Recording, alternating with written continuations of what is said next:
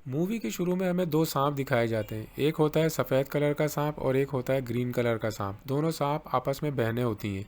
दिखने में वो जवान लग रही थी, लेकिन उनकी उम्र 1000 साल से ज़्यादा थी। सफ़ेद सांप का नाम सूजन था। दोनों सांपों में खुद को इंसानी शक्ल में तब्दील करने की सलाहियत थी। एक दिन वो दोनों सांप एक पहाड़ पर शियान नामी लड़के को देखती हैं। वो पहाड़ों पर मौजूद फूलों को चख रहा था। इस बात से वो दोनों हैरान होती हैं कि क्या इंसान फूल भी खाते हैं। दरअसल शियान अपने दोस्तों के साथ कुछ जड़ी बूटियों की तलाश में वहां आया होता है। वो अकेला ही पहाड़ों के जरिए आगे बढ़ रहा होता है। अब हरा सांप अपनी असली शक्ल में वहां आकर शियान को डराता है। शियान खौफजदा होकर पहाड़ से दरिया में गिर जाता है। ये देखकर सफ़ेद सांप को शियान पर तरस आता है।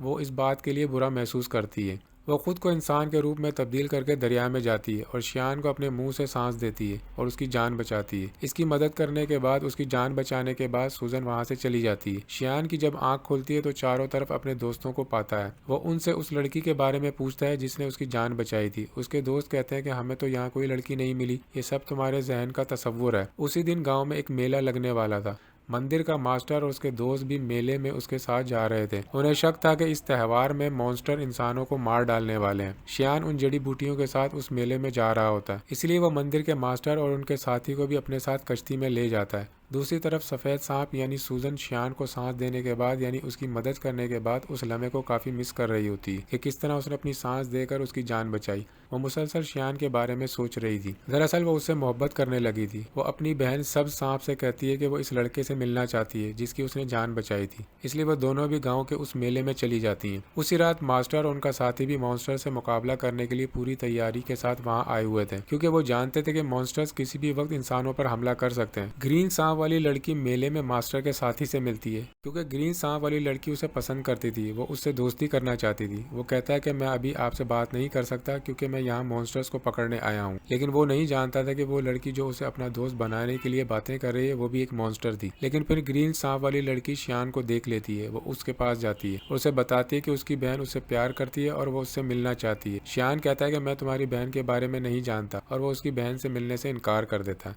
इसलिए ग्रीन सांप वाली लड़की दरिया में गिर जाती है और उसे अपनी बहन के पास ले जाने के लिए उसकी कश्ती को धकेलने लगती है। जैसे वो वहाँ आता है, सूजन एतराफ़ करती है कि वो उससे मोहब्बत करती है। शियान कहता है कि लेकिन मैं किसी और से प्यार करता हूँ, लेकिन मैं नहीं जानता कि वो कौन है। उसने मुझे अपनी सांस देकर मेरी जान बचाई थी। ये सुनकर सूजन समझ जाती है कि वो मेरे ही बारे में बात कर रहा है। ये भी मुझसे उसी तरह प्यार करता है जिस तरह मैं करती हूँ। वो उसे यकीन दिलाने के लिए उसे वापस दरिया में ले जाती है कि मैं वही लड़की हूँ जिससे वो प्यार करता है और मैं वही हूँ जिसने उसकी जान बचाई थी। अब शियान को भी इस हकीकत का पता चल जाता है कि यही वो लड़की है।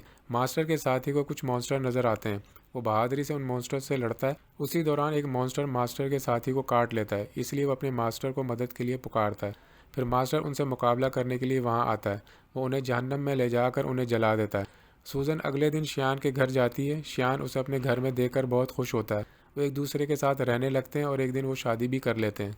त्यौहार के दिन मॉन्स्टर ने मास्टर के साथियों में से एक को काट लिया था, इसलिए मास्टर का वो साथी देखते ही देखते मॉन्स्टर में तब्दील हो रहा था। इस बात की वजह से वो परेशान हो जाता है। वो अपनी जिंदगी से तंग आ चुका था। अगर वो मॉन्स्टर बन गया तो वो इंसानों के लिए खतरा बन जाएगा, इसलिए वो खुदकुशी करने के लिए एक वीरान जगह चला जाता है। जब वो ऐसा करने ही वाला होता है तो वहाँ ग्रीन सांप वाली लड़की आ जाती है। वो उससे पूछती है कि वो ऐसी हरकत क्यों कर रहा है। वो उसे ऐसा करने से रोकती है, जिस पर वो जवाब देता है कि मैं मॉन्स्टर बन जाऊंगा, मैं इंसानों के लिए खतरा नहीं बन सकता, इसलिए मैं अपनी जान लेना चाहता हूँ, मरना चाहता हूँ।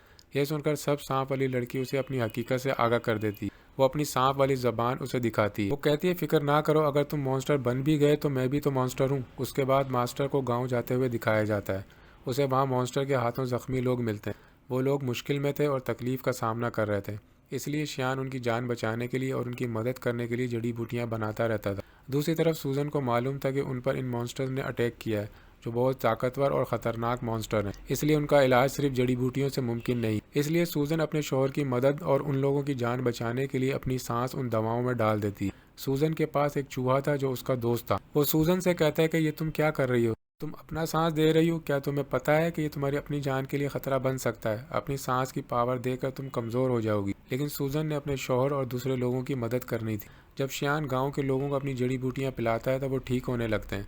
ये देखकर मास्टर हैरान रह जाता है क्योंकि उसके मुताबिक इन लोगों का इलाज नामुमकिन था, लेकिन उन्हें सेहतयाब देखकर वो हैरान और परेशान हो जाता है। वो शियान से पूछता है कि क्या किसी ने इन जड़ी बूटियों की तैयारी में तुम्हारी मदद की थी, जिस पर वो जवाब देता है कि हाँ, मेरी बीवी ने मेरी मदद की थी। मास्टर को यकीन हो जाता है कि उसकी बीवी कोई आम इंसान नहीं बल्कि एक मॉन्स्टर थी, इसलिए वो शियान को अपनी हिफाजत के लिए एक मुकद्दस चाकू देता है। फिर मास्टर सूजन के पास जाता है और उससे कहता है कि तुम ऐसा क्यों कर रही हो, तुमने मॉन्स्टर होने के बावजूद एक इंसान से शादी क्यों की, तुम इंसानों के दरमियान इंसान बनकर क्यों रह रही हो। मैं अभी तुमसे कुछ नहीं कह रहा हूँ, तुमको छोड़ रहा हूँ क्योंकि तुम एक अच्छी मॉन्स्टर हो। बेहतर है कि तुम शियान को छोड़ दो वरना अंजाम अच्छा नहीं होगा, मैं तुम्हें मार डालूंगा।